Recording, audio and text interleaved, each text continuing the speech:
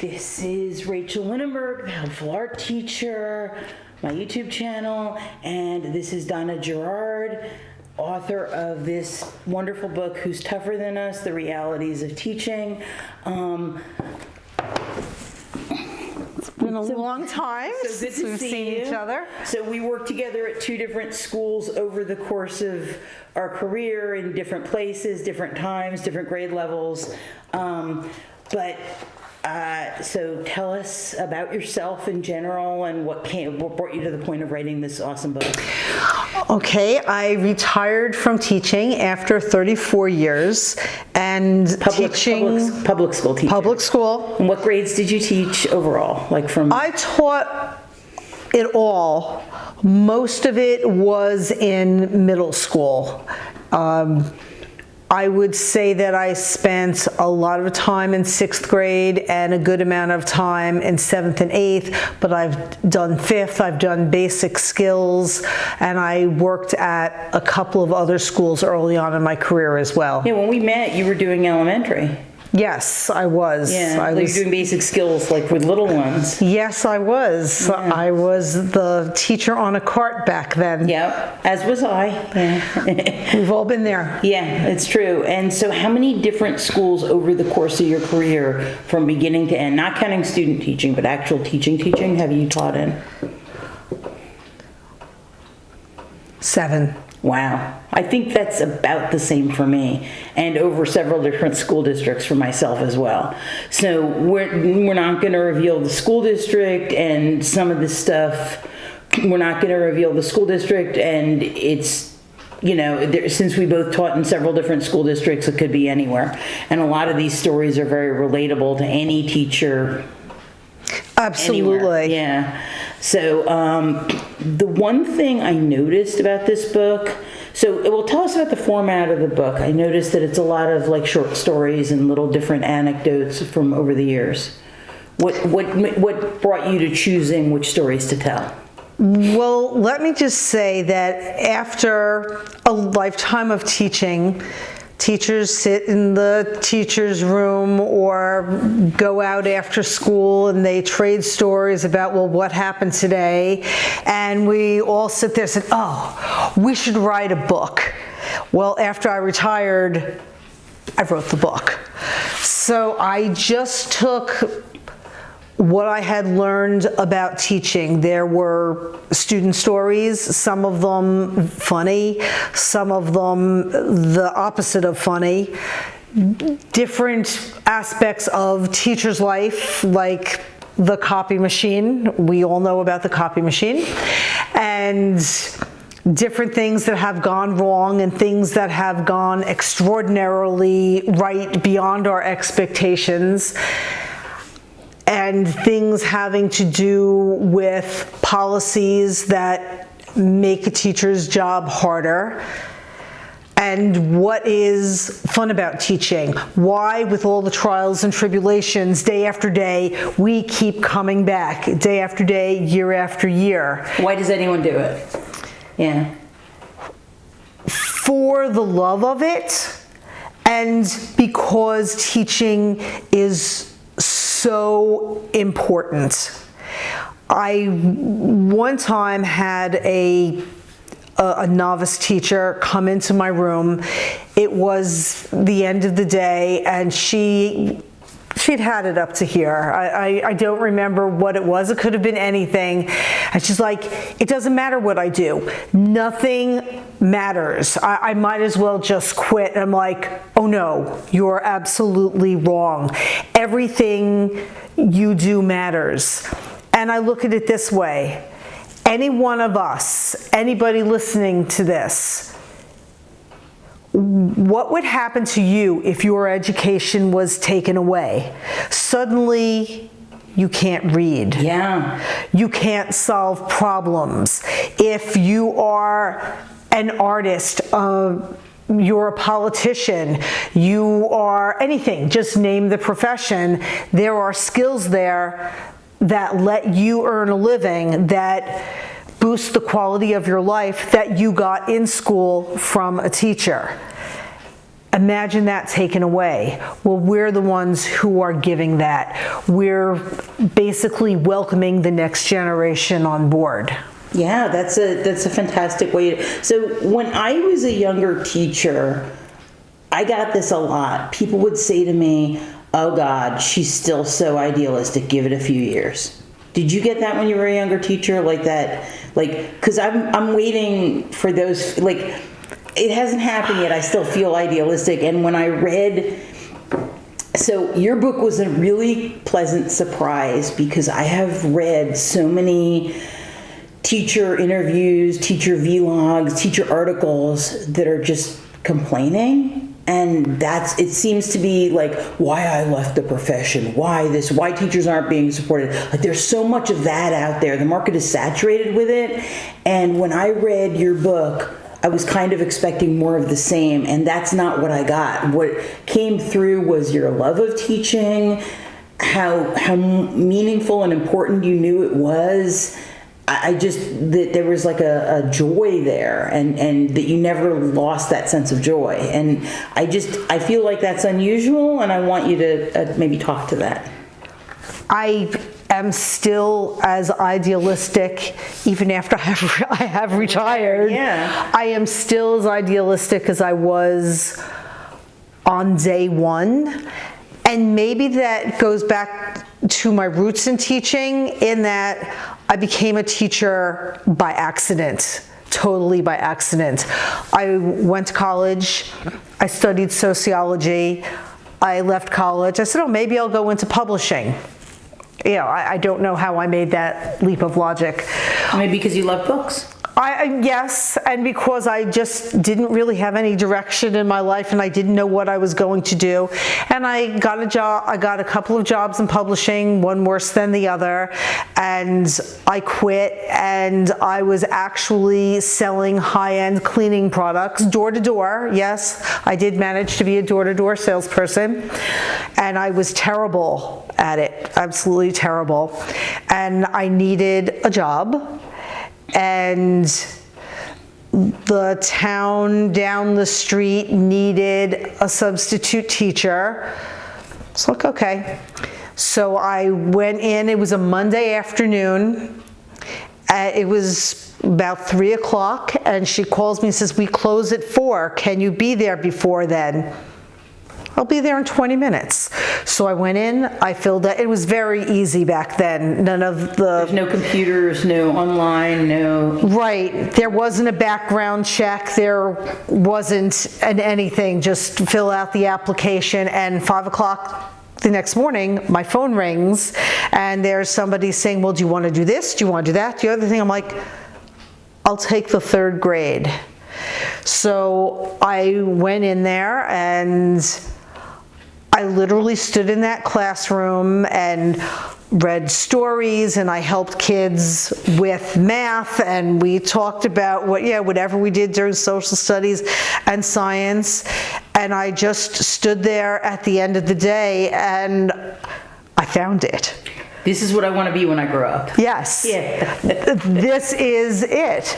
And I spent the entire rest of the year subbing, and one principal took me under her wing, and there was a new program called Alternate Route, which is now a very old program over many states. This is back in the 80s or whatever. Yes, it was. And she saw me in the hall. She puts this little scrap of paper in my hand, tells me very quickly about Alternate Route, and says, call that number, and I'll see you in a year. So I went home and I called the number, and I signed up, and I went back to school, and then I did a year elsewhere as a provisional teacher. And I was so excited to end up back where I started. Again, a happy accident. My next door neighbor was an administrator, and it was Christmas night, and we were both hauling our garbage to the curb at the same time, and we started chit-chatting, and he said, "Oh, how's it going?" And I was teaching first grade at the time. Like a long-term sub situation? No, after I had done alternate route, So you got a job? I did. I got a job, and I was teaching first grade, and it was okay, but I think that first grade wasn't quite my calling, shall we say. So he says, "Well, we have somebody just left and we're looking for a replacement." So again, I ended up teaching basic skills. So it was K through K4. Right. And I had all of those grades, and I started doing that, but then I ended up getting a job as a 6th grade teacher. There was an opening, and I had been I wanted my own classroom. Yeah. It was fine to teach basic skills, and I had a group for 45 minutes, and then got another group for another 45 minutes. When you get your own classroom, you get to decorate it, you get to set the tone, you get to create a culture for learning. Yes. It's yours, and they're your kids, and you're not borrowing them from someone else. And I wanted that desperately. Yeah. And then I got it, and I was so happy, and I remained happy with it. Right. It was my home away from home. So if you could second go home. back and give a piece of advice to your younger self, that you, like something you know now that would have made it all easier, what would you tell your younger self now? I would tell my younger self to stop trying to be everybody else, because I would just see little snippets of what other teachers did. Oh, I know what you mean. Yeah. And, I would have, a group of kids, I couldn't get them to walk down the hall quietly. So I would see what some other teacher did to get her class in line, or I would have a problem with kids paying attention. I saw someone else and said, "Oh, look what he does." And I would an inferiority complex, like you feel like they have this magic it and you don't have it. Right. Yeah. And they were the older teachers. It hadn't occurred to me at that point that at some point they were where I was, because you do not walk in on day one having it all together. No, you ever. don't. You don't. It doesn't happen. Yeah, they're all learned skills. Right. To think that you're going to be a teacher who's just going to walk into the classroom and magically it's going to all come together, that's like expecting that when you're born you're going to be walking, talking, and able to tie your shoes. And it doesn't happen that way. Yes, absolutely. So, okay. Yeah, no, I totally get what you're saying about advice to your younger self. Like, I spent years of my career seeing other teachers being so effective and wondering what I was missing, and that I wasn't doing a good job, and that I wasn't good enough. And I felt there was a lot of me beating myself up, thinking that there was some magic it that I didn't have, and not realizing it is just these learning what works, and and that's something that happens over time. Right. But every time I copied what someone was doing, it somehow backfired. Right. It wasn't because it wasn't you. It wasn't me, and I'd see somebody yelling at a kid. I'm like, okay, let's try that, and I'd yell at a kid, and I would just get an eye roll or something, or they would just get worse or more rebellious, or they would start crying, and I was like, no, I take it back. So you had to find, and how does one find what works for you? I mean, that's you're right. Everybody has a different teaching style, but how do you find your style? Time. And trial and error, and doing things a little bit and seeing how it's going. And you can always change course if you have to. But it's time and practice, and a lot of it depends on who the kids are. So let me ask you a question. Yeah, that's true. What works for kids one year doesn't necessarily work for the next year's group of kids or any other group of kids for the rest of your career. Like what works Right. for a group of kids, it has so much more to do with that group of kids. Like, so you keep thinking you found it, and then you realize there is no it. Right. Yeah. I mean, a simple example is how to seat the kids. I've had classes that work beautifully in cooperative groups, and I've had classes that get nothing done in cooperative groups, but if I put them in pairs and they just have a partner, now we're rolling along. And I've had classes where the kids can't stand each other, and I just get can you just please put us in rows? Right. And that literally came out of a kid's mouth. And I'm like, all right. You know, you do what you have to do. And sometimes even within the class, there are some kids that work better with a partner, and while there are others in the same room that they just want to sit by themselves. So the name of the game really is flexibility. It's all about Absolutely. flexibility. So do you feel like seasoned teachers kind of hold it close to their vest? Like when I noticed when I moved from elementary to a middle school, a lot of teachers almost acted like arrogant, like that whole thing of like, oh, they have it and I don't have it. Like, I feel like there are some teachers who kind of almost promote that myth. You know what I mean? Like, they're teachers who kind of act like they know the secret of being this awesome teacher, and it's just because they have this magical je ne sais quoi, you know? A few of them. Yes. But I will say, in all honesty, that in my school, and maybe I was just from a fantastic school. I think maybe you were lucky, yeah.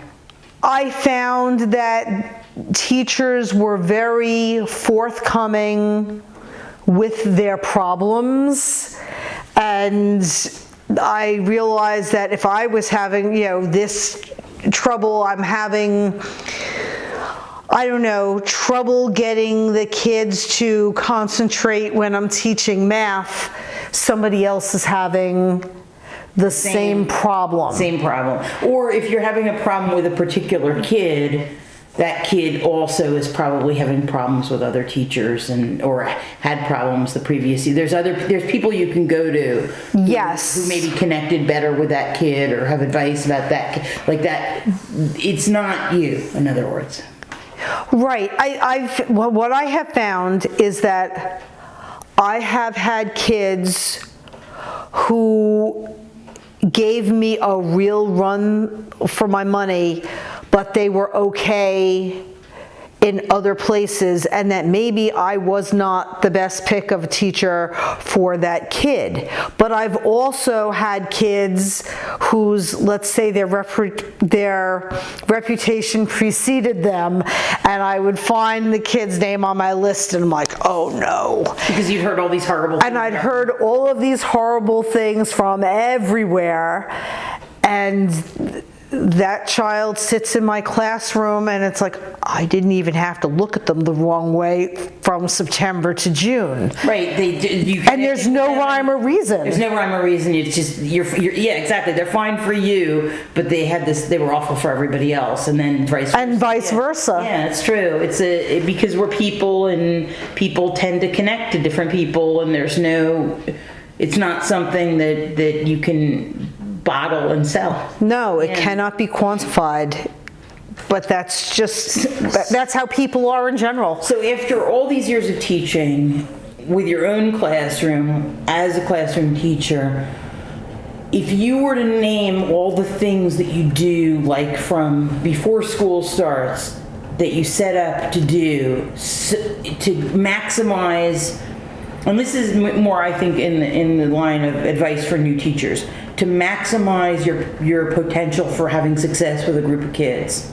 Like from how you set up your room, to decorating, to what you do on the first day.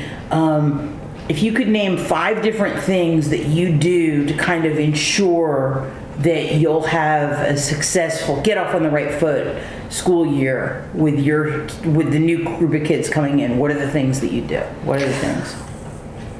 I have never been a lay down the law type person. I always tended to be upbeat on the first day. And I'm not even saying that that was the best way of doing it. Maybe there were some times I should have come in, the natural nature of who you are. But that's not me. I can tell you that the single best thing that I did, and I did it for many years you could only do this when you have a self-contained class. It was a lot of work, but boy, did it help, is I typed up an agenda every day.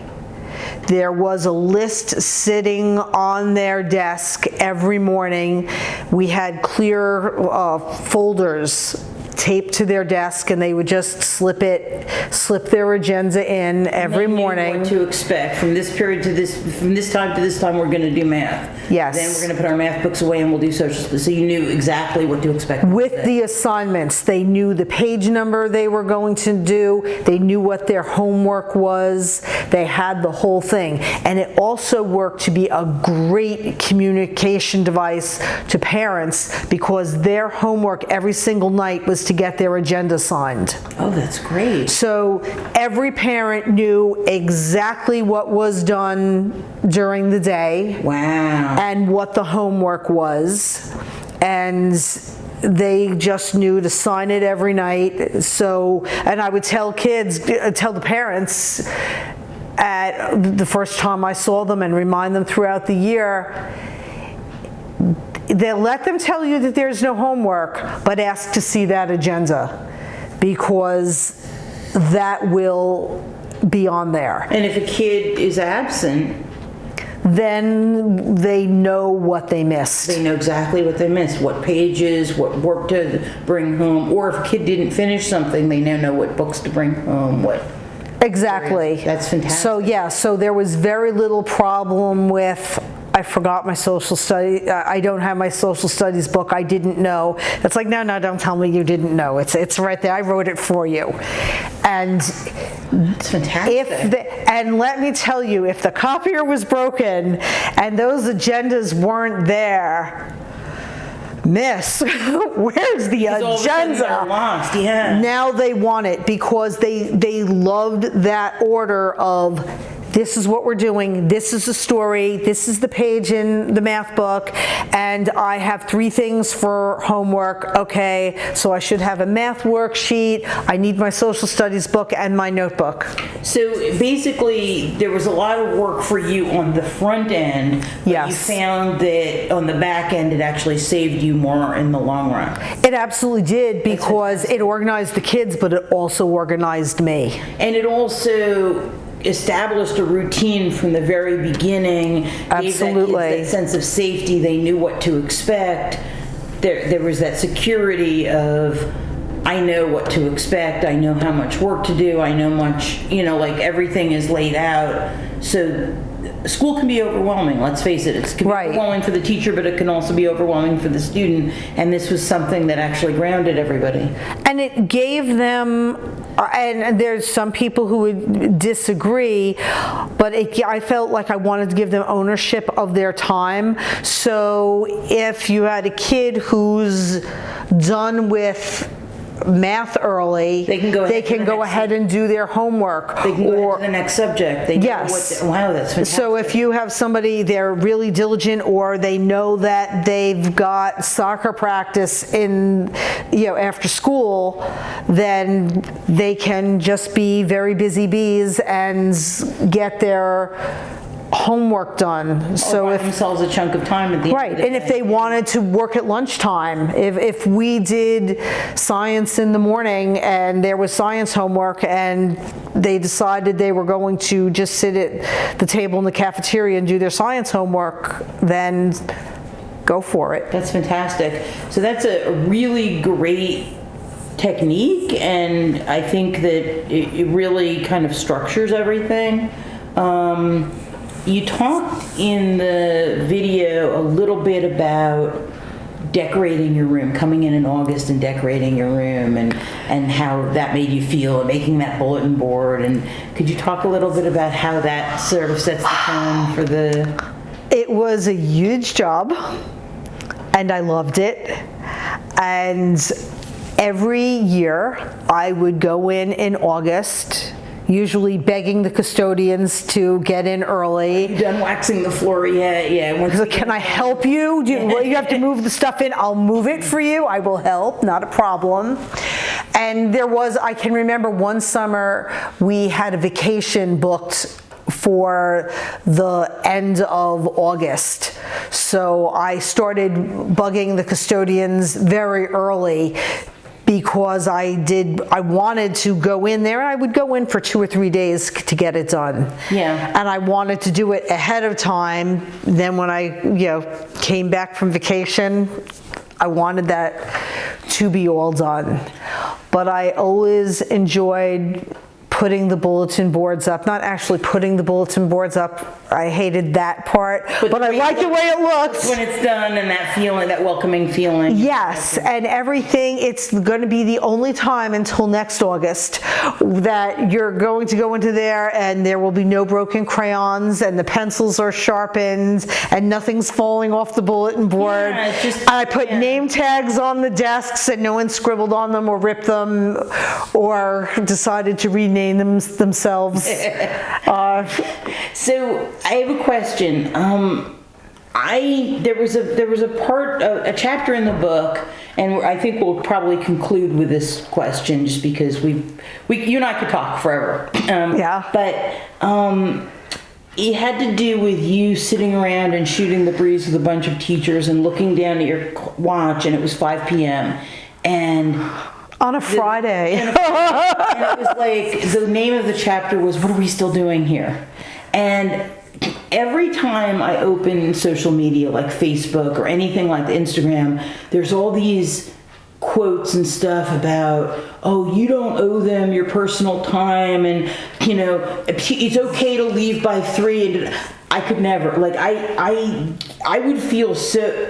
When my daughter was an infant and I had to leave by 3 because I had to pick her up from the sitter, I mean, don't get me wrong, I love spending time with my daughter, but it was the most discombobulated I felt at work were those several years where I was... It is a hard transition to go from teacher mode to... Yeah, like when she was... I had to get her at daycare, and I didn't want her to melt down because mommy was taking too long, but I really felt like, oh, I want to get everything set up for tomorrow. Like, I want to get everything perfect for tomorrow. Like, I don't like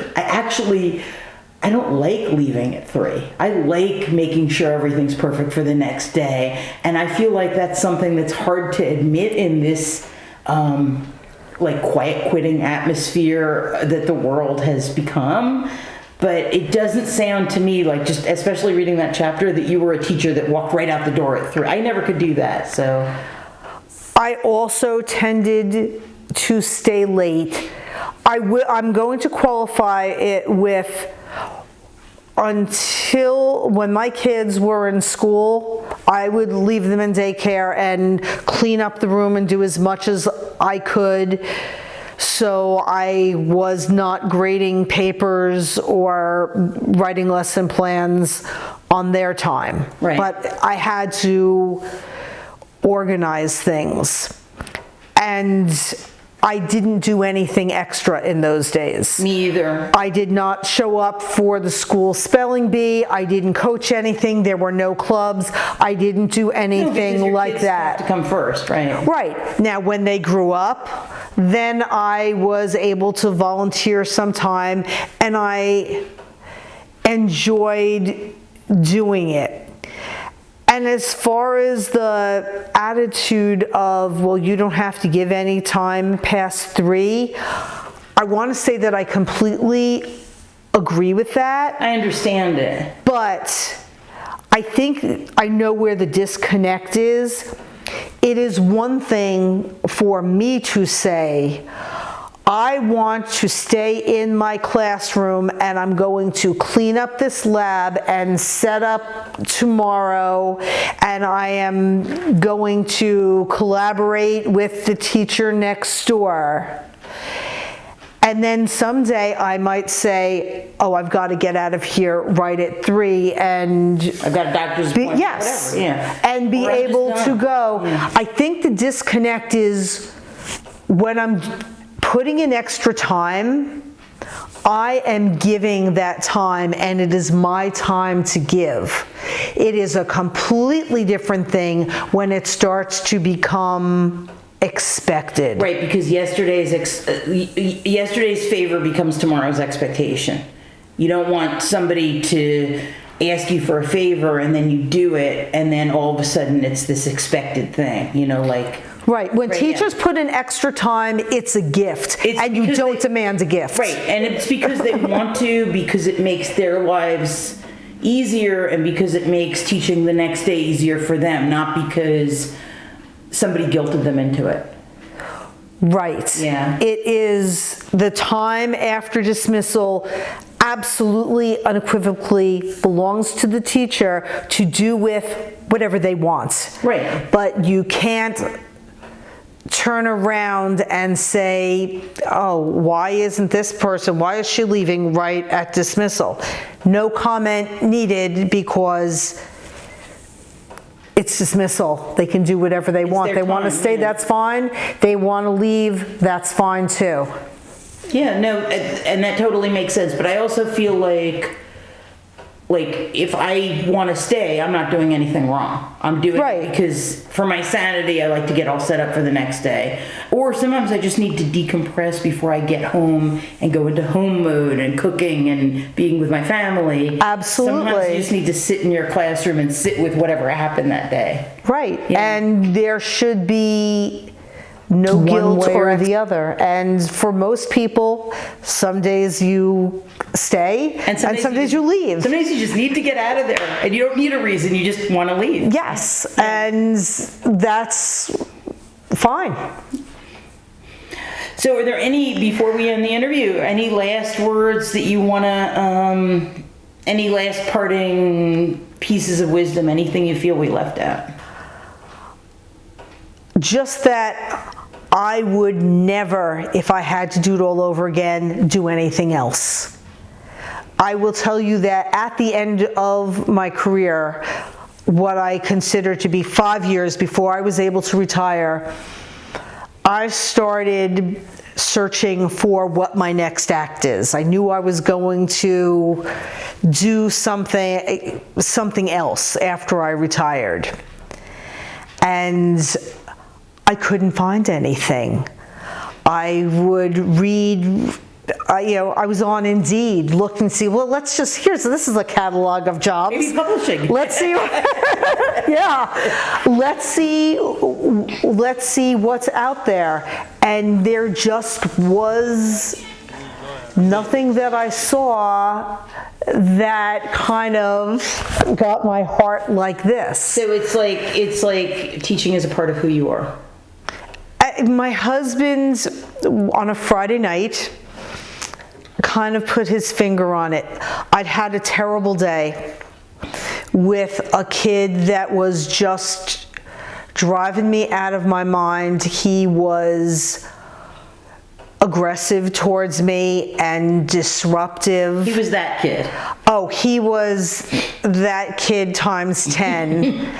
And I sat at dinner and I'm just there and I'm going on and on and on about, everything that he did wrong is, okay, what can I do to turn him around? And I'm sitting there and it's like, now that the main course we've gone through appetizers, the main course has come and I'm still like on this diatribe. And my husband just looks at me and says, you know why why you haven't figured out what you're going to do when you retire? I'm like, why? Because where are you going to find anything that you will care about as much as this? And I'm sitting there, I'm like, oh, You're right. You're right. There is absolutely nothing I'm going to care about as much as this, because teaching is an incredible profession. It's hard. But it's really, really hard. The fire in your heart. Yeah. Yes. So I would do it again. In fact, this book is directed, Who's Tougher Than Us? The Realities of Teaching. It's not meant to scare new teachers away or to dissuade somebody from becoming an education major. It's like, try it and either you'll love it and it'll love you, or it'll resonate with you, or it won't. Maybe there's some other career for you, but once you try it, if you're really meant to be a teacher, something just seizes you. Right, but I think that there are people who come into teaching and they don't really know how hard it's going to be. I don't think anyone can ever tell you how hard it's going to be. No matter what anyone tells you, they're not going to be able to convey it. Yeah, there are so many things that they don't tell you in teacher school. And it's like the childbirth of careers. Yes, it is. And very rewarding, but so painful. Yes, yes. You could have 30 babies in your room, and 17 have colic, and one has special needs, and somebody else is walking and talking already, and you needs love all extra. of them, and you want to give each one of them what they need. Yes, and it is just something that if it's in your heart, it's in your heart. And I don't want to scare anyone away, but I want them to know, I want new teachers to know that you're not going to have it together on day one, and don't feel bad about it, and go to other teachers. Because what I found is that when things get tough in the classroom, administrators have their own jobs and they're busy and they'll help when they can. Your fellow teachers, though, come through. Look to your right, look to your left. That's your cavalry coming over the hill. That's all.